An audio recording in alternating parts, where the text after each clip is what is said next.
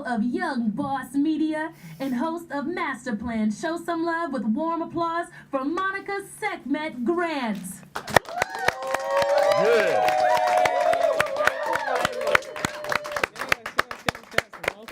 Welcome. Thank you so much for being here. This is another episode of Master Plan. We are on season 2. So let's give a round of applause for Master Plan season 2. Right. We made it. We made it. 2018. 2018 is a big year. It's a victorious year. Just glad to be here with Young Boss Media. We're growing. We have a studio audience, bigger desks, bigger operations, big people that we're interviewing today. Very happy about that. So let's go ahead and jump on in it. I am here today with the Hip Hop Dance Conservatory. We have the artistic director and founder, Safi A. Thomas. And I want to get this to correct. The Director of Operations and Education Director, Yvonne H. Chow. Yes. Did I get it correct? Right, yes. Let's clap that up. Hey, I need to cheers myself. How you doing today? How are you? Thank you so much for coming through. No problem. Man, Thank you for having us. Yeah. The Hip Hop Dance Conservatory, I mean, y'all have been a blessing to my life since I met you, and I've just been amazed at the work that you're doing for hip hop dancers and just the artistic world itself. And so I want you to have the opportunity to tell us more about who H Plus is and really educate audience members that don't know. Well, where should we start? Yeah. Where should we start from? Wow. H Plus, the Hip Hop Dance Conservatory. That's right. We're an NGO, which means a non-governmental organization. We've been around for about 27 years. Started in Harlem.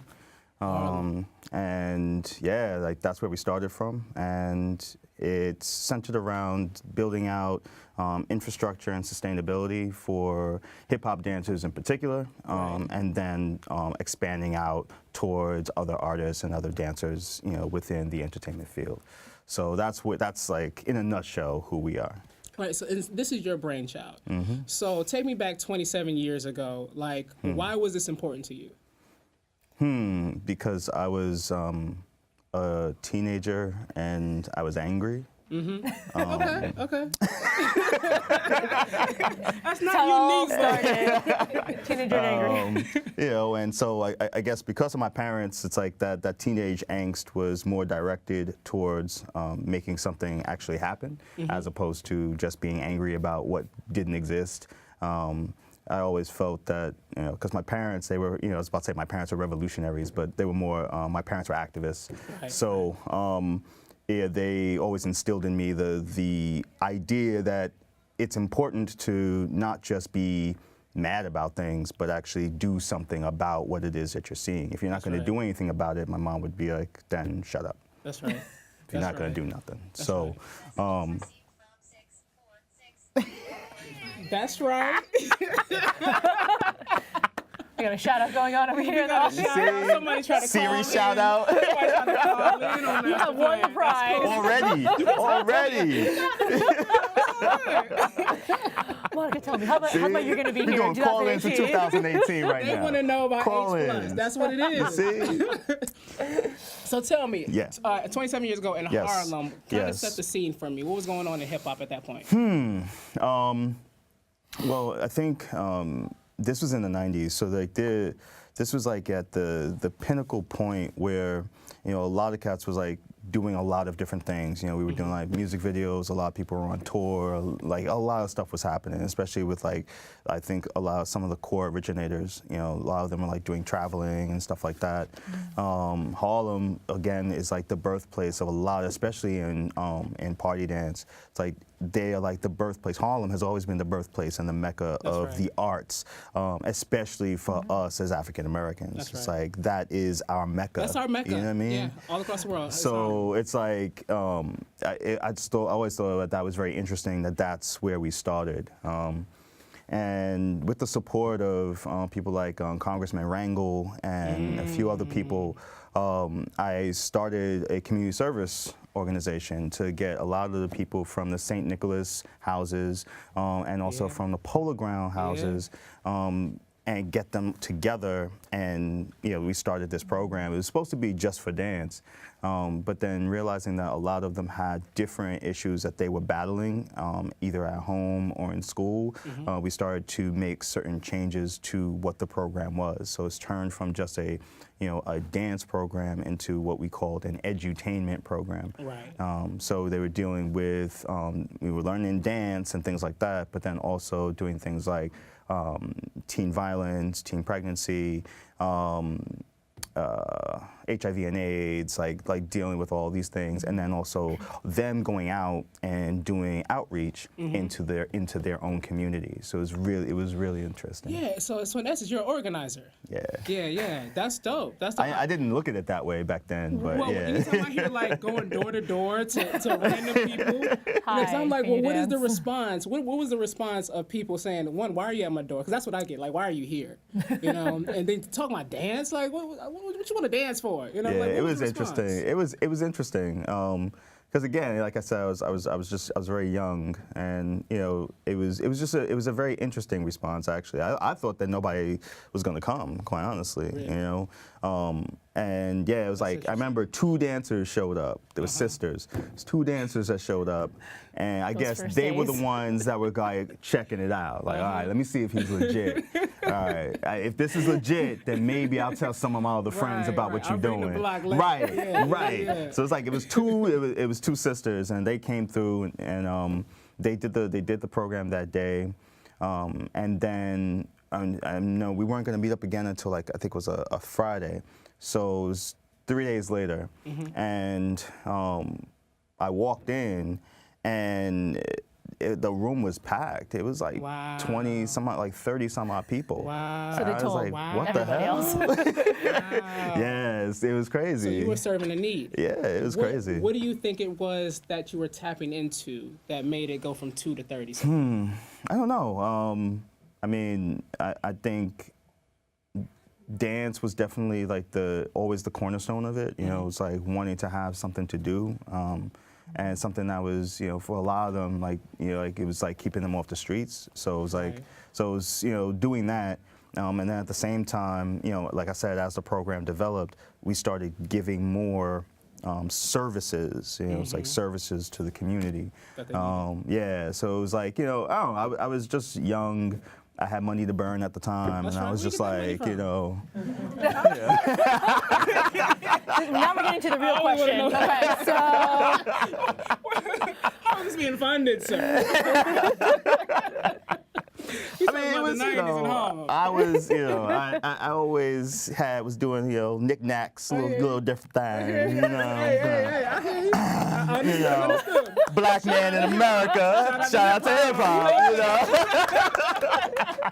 I'm doing some things, some nuts and bolts. That's right. That's right. But no, I think it was, again, my parents, man, it was like, they just always encouraged me to, save my money, and then also to, be very discerning on how I spent it.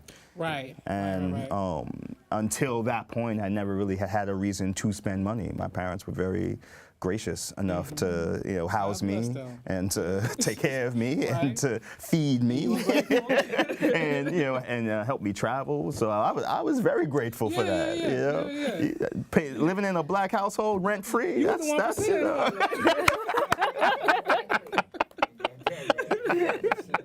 So yeah, man, I was grateful. You did good with it. I was grateful. So let's talk about the development over the 27 years. What has been some of the biggest challenges that you both have dealt with in that time? Yeah, what have you dealt with in those 27 years? Yvonne, Chow, break it down. a lot. I mean, I think our prospectus, that we put out in 2013 really addresses all the things that we dealt with because, we Safi envisioned this because of the fact that we didn't see these things.